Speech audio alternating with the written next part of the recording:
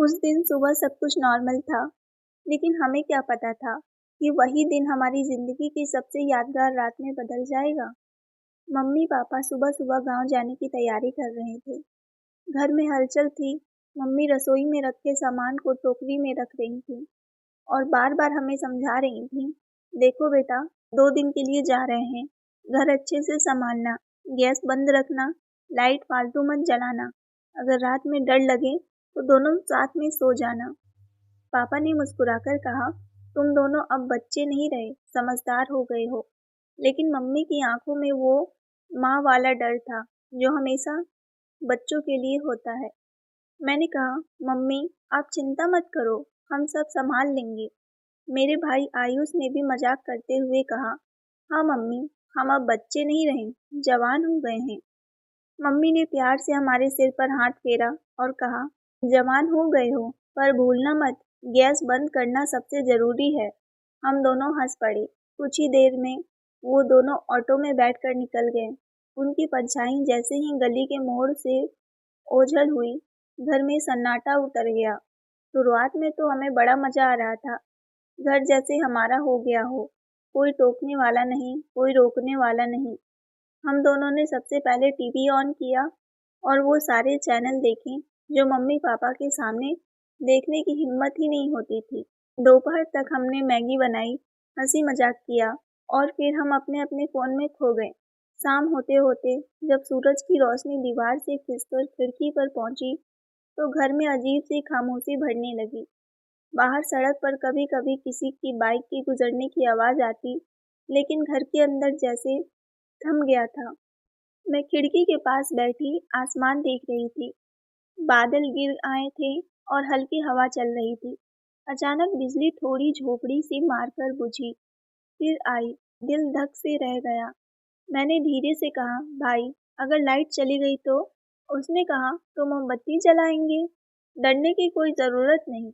रात के करीब 8:30 बजे। मैंने कहा, चलो कुछ खाने का बना लेते हैं। भाई बोला, चलो, आज मैं भी मदद करूँगा। मैं मुस्कुराई। मम्मी देखती तो हैरान हो जाती। हम दोनों किचन में गए। मैंने आलू की सब्जी और रोटी बनाने का सोचा। गैस ऑन की, तेल डाला और फिर बातों में लग गए। भाई ने मोबाइल में गाना लगाया और ज़ोर-ज़ोर से गाने लगा। मैंने कहा, थोड़ा धीरे, वरना पड़ोसी सोचेंगे हम पार्टी कर रहे हैं। सब्जी पक रही थी, रोटियां बन रही थीं। बीच में हम हंस रहे थे, मस्ती कर रहे थे। उस वक्त कहीं से भी डर का एहसास नहीं था। करीब 9 बजे खाना बन गया। हमने गैस का बटन घुमाकर बंद किया। कम से कम हमें लगा कि हमने बंद किया है। प्लेटों में खाना परोसा और टीवी के सामने बैठ गए। मूवी चल रही थी। दोनों खाना खाते हुए हंस रहे थे, चुटकुले सुना रहे थे। उस वक्त कौन सोच रहा था कि कुछ ही घंटों बाद वही घर मौत के मुहाने पर खड़ा होगा। खाना खाकर मैं सिंक में प्लेट रखकर आई, तभी मम्मी का फ़ोन आया। बेटा, खाना खा लिया? मैंने कहा, हाँ मम्मी, सब बढ़िया। उन्होंने कहा, गैस बंद कर दी? मैंने कहा, हाँ मम्मी, आप टेंशन मत लो। लेकिन सच्चाई ये थी कि उस वक्त गैस पूरी तरह बंद नहीं हुई थी। बर्नर का नॉब थोड़ा-सा खुला रह गया था। गैस बहुत धीरे-धीरे रिसने लगी थी, बिना आवाज़, बिना गंध महसूस किए। हमें पता ही नहीं चला हमें पता ही नहीं चला कि मौत की हवा घर के अंदर फैलने लगी थी। हमने सारे कमरे की लाइट बंद की और हम अपने-अपने कमरे में चले गए। रात करीब 10:30 बज रहे थे। मैंने खिड़की से बाहर देखा। सड़क खाली थी। दूर एक स्ट्रीट लाइट टिमटिमा रही थी। हवा की आवाज़ के साथ कहीं-कहीं कुत्ते के भौंकने की आवाज़ आ रही थी। मेरे कमरे की दीवार पर लगी घड़ी की टिक-टिक बहुत साफ सुनाई दे रही थी। मैं लेटी, पर नींद नहीं आ रही थी। मोबाइल उठाया, सोशल मीडिया खोला, लेकिन सब कुछ उबाऊ लगने लगा। तभी अचानक मुझे जैसे कहीं किसी चीज़ के गिरने की हल्की-सी आवाज़ आई हो। मैंने कान लगाकर सुना, फिर वही आवाज़, इस बार थोड़ी तेज़। मेरा दिल धड़कने लगा। मैं धीरे से बिस्तर से उठी, दरवाज़ा खोला और गलियारे में झाँका। बाहर अंधेरा था, बस रात की नीली रोशनी खिड़की से अंदर आ रही थी। मैंने हल्के कदमों से भाई के कमरे की तरफ बढ़ी और धीरे से कहा, भाई। उसने करवट लेकर कहा, क्या हुआ?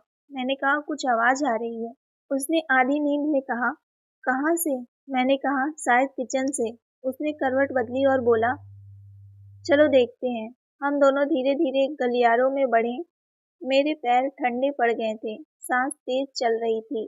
जैसे ही हम किचन के पास पहुंचे, अचानक हल्की सी गंध आई गैस की। भाई बोला, रुको। उसने लाइट ऑन की, पर स्विच दबाने से पहले ही उसने महसूस कर लिया कि गलती हो गई थी। उसने तुरंत मेरा हाथ पकड़ा और बोला, पीछे हटो, लाइट मत ऑन करना। उसकी आवाज़ में डर था। हम दोनों पीछे हट गए। दरवाजे से अंदर झांका तो गैस स्टोव के पास रखा कपड़ा हल्की चिंगारियों से सुलग चुका था। शायद किसी बिजली के स्पर्श या पहले से जले टुकड़े से चिरांगी निकली थी। सेकंडों में वो कपड़ा जल गया और पास रखे अखबार में आग लग गई। मैं चीखने लगी, भाई कुछ करो। उसने कहा, पीछे हटो। उसने बाल्टी में पानी डाला, लेकिन अंदर जाना खतरनाक था। जैसे ही उसने बाल्टी फेंकने की कोशिश की, आग और फैलने लगी। उसने तुरंत दरवाजा बाहर से बंद किया और कहा, खिड़कियां खोलो। मैं कांपते हुए खिड़कियां खोलने लगी। धुआं फैलने लगा था। आंखों में जलन हो रही थी, सांस लेना मुश्किल। भाई ने कहा, नीचे झुको, नीचे झुको, धुआं ऊपर जाता है। हम दोनों फर्श पर बैठ गए। आंखों में आंसू भरे रहे थे। वो कुछ पल ऐसे थे जैसे मौत हमारे बहुत करीब खड़ी हो। फिर मुझे याद आया मम्मी की बात, किचन का दरवाजा हमेशा बंद रखना। और वही बात उस रात हमारी सबसे बड़ी सुरक्षा बन गई। अगर दरवाजा खुला होता तो आग सीधे बाहर आती और पूरा घर जल जाता, पर दरवाजा बंद था, इसीलिए आग किचन के अंदर ही सीमित रह गई। भाई बार बार कह रहा था, भगवान कुछ कर दो। मैंने हाथ जोड़ लिया, हे भगवान हमें बचा लो। बाहर हवा चल रही थी, जैसे भगवान खुद उस आग को बुझाने की कोशिश कर रहे हों। कुछ मिनटों बाद अंदर से आवाज़ धीमी होने लगी। शायद ऑक्सीजन खत्म होने से आग खुद ही शांत हो रही थी। हम दोनों दरवाजे के पास चुप बैठे थे, एक दूसरे का हाथ कसकर पकड़े हुए। मेरी हथेलियां पसीने से भीग चुकी थी। मैं कांपते हुए बोली, भाई अब क्या होगा? उसने कहा, कुछ नहीं होगा, बस यहीं रहो। वो दरवाजे के पास झुककर सुनने लगा। अंदर अब सिर्फ हल्की जलन की गंध थी। उसने धीरे से दरवाजा थोड़ा खोला। धुआं का बादल बाहर निकला। हमने जल्दी से खिड़कियां और खोल दी। अंदर सब जलकर राख हो चुका था। कपड़ा, अखबार और गैस का हिस्सा भी पूरा काला पड़ गया था।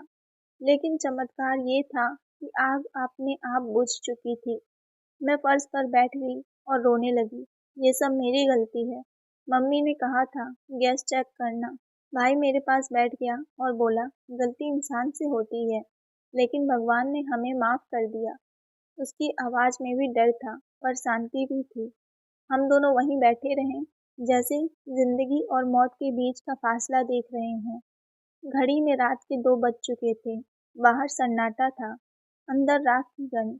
हमने फिर सारे दरवाजे खिड़कियां बंद की, पंखा चालू किया ताकि धुआं निकल जाए। उस रात को जिसने हमें जलाया नहीं, बल्कि रोशनी दिखाई दी। और शायद यही जिंदगी की असली मतलब है, डर में भी उम्मीद देखना, गलती में भी सबक ढूंढना, और हर लापरवाही के बाद जिम्मेदारी से जीना।